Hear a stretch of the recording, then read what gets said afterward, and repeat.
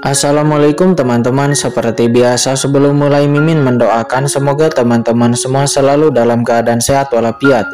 Oke, kali ini kita akan melanjutkan Martial Master versi novel bagian 1948. Bagi yang baru bergabung, selamat bergabung. Dan bagi yang belum subscribe dulu lah agar Mimin tambah semangat lagi nih bikin videonya. Oke, kalau sudah kita langsung masuk ke isi ceritanya.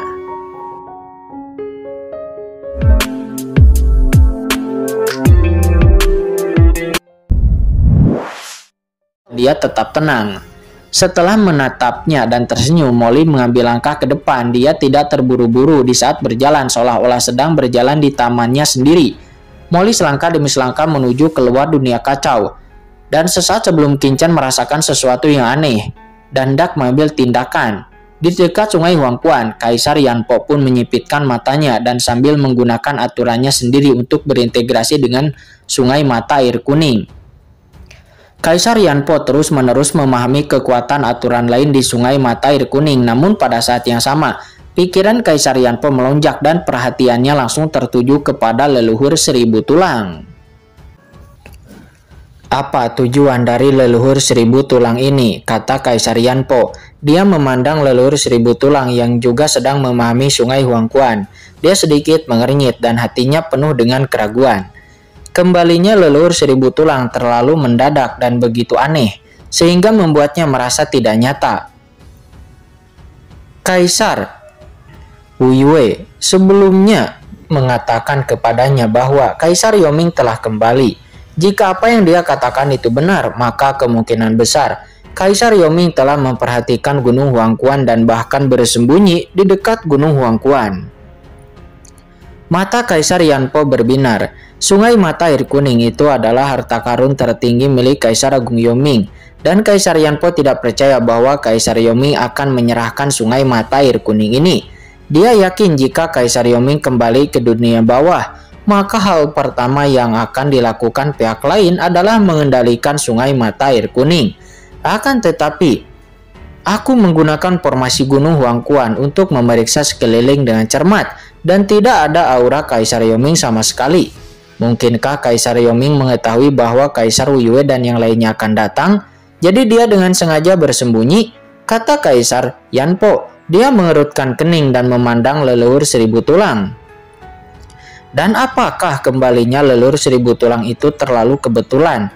Akan tetapi Kaisar Yanpo sedikit tidak percaya dengan kebetulan. Menurut pendapat Kaisar Yanpo, tidak banyak kebetulan di dunia ini yang bisa terjadi. Setiap kebetulan kemungkinan besar adalah semacam pengaturan yang disengaja. Akan tetapi jika leluhur seribu tulang ini benar-benar ada hubungannya dengan Kaisar Yoming, mengapa dia memberitahu kita cara mengendalikan sungai Huangquan? Dan inilah yang paling ingin dipahami oleh Kaisar Yanpo.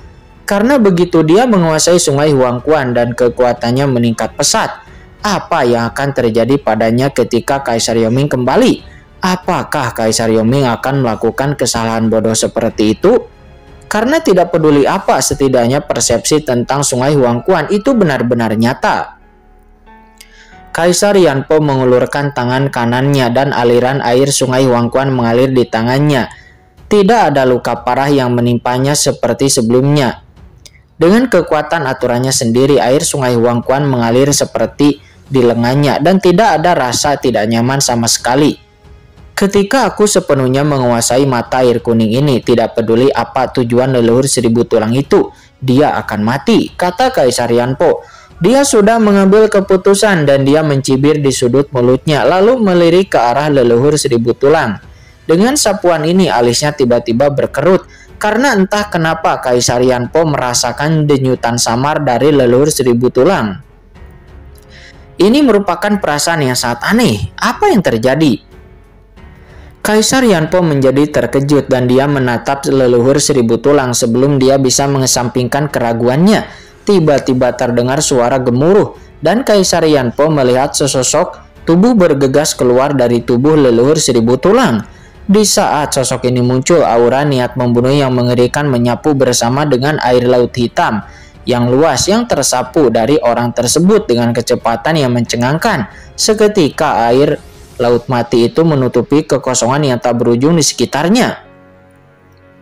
Yah, memang ada masalah dengan dia, kata Kaisar Yanpo. Dia dipenuhi dengan keterkejutan dan kemarahan, karena sebenarnya ada seorang master kuat yang tersembunyi di dalam tubuh leluhur seribu tulang. Tapi bagaimana ini mungkin?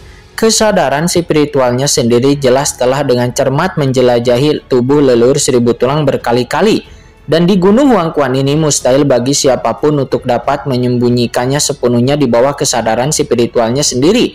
Akan tetapi sekarang, untungnya aku sudah bersiap, kata Kaisar Yanpo. Seberapa cepat reaksi Kaisar Yanpo, meskipun dia terkejut dan marah, namun dia tidak mengetahui identitas Qin-Chan sama sekali. Dan seringai muncul di sudut mulutnya, dan dia tiba-tiba memicu formasi tak terlihat di luar sungai Huangquan, dan boom! Dengan mencibir, benang-benang putih tak kasat mata dengan cepat beredar darinya, langsung menghalangi lautan gelap yang ditampilkan oleh Qin-Chan. Formasi pengunci udara. Formasi ini adalah formasi terbaik yang telah dia gunakan dengan banyak cara untuk mengaturnya di sini selama bertahun-tahun untuk mencegah sesuatu yang tidak terduga terjadi. Akan tetapi aku tidak menyangka itu akan berguna hari ini, kata Kaisar Yanpo. Pada saat formasi pengunci udaranya terbentuk, leluhur seribu tulang, kamu benar-benar memiliki niat jahat, bunuh, kata Kaisar Yanpo. Dia juga meraung dan meledak dengan kekuatan guntur musim semi, dan dia berteriak dengan keras.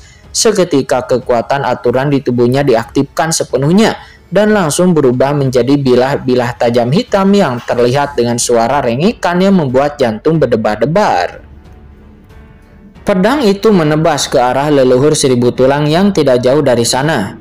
Bilah tajam hitam legam ini mengandung aura aturan Kaisar Agung, memancarkan niat membunuh yang mengerikan. Dalam sekejap pedang itu tiba di depan leluhur seribu tulang. Itu jelas sekali bahwa dia telah bersiap untuk ini.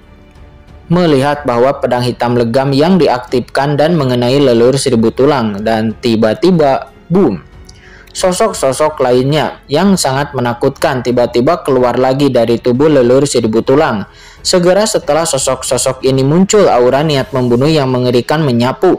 Mereka semua itu berisi kekuatan Kaisar Agung yang membuat jantung semua orang berdebar-debar. Yang nampak aura itu menyapu ke segala arah.